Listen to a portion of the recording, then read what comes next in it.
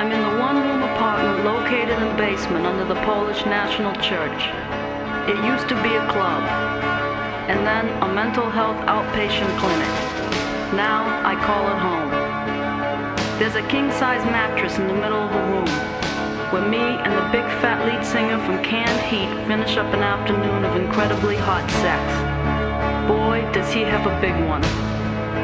Joining us for late afternoon tea in a four-way is my old next-door neighbor Jimbo and his wife, who is a chicken. Since I'm the only woman there with hands, I soon find myself fully occupied. I can't help but wonder how Jimbo and his wife had their baby, who had been sleeping next to us but has since fallen onto the floor. She must be able to change forms back and forth. And what about chicken pussy? Is it enticing? I mean, what's the story? Me and the guy from Canned Heat climb into a nondescript four-door sedan, drive up the hill and around the sleepy suburban neighborhood. I can't help but notice all the beautiful pine trees that abound.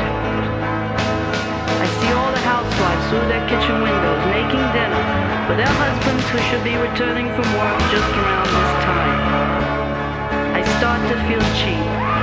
Is this the fulfillment of a fantasy hoped for?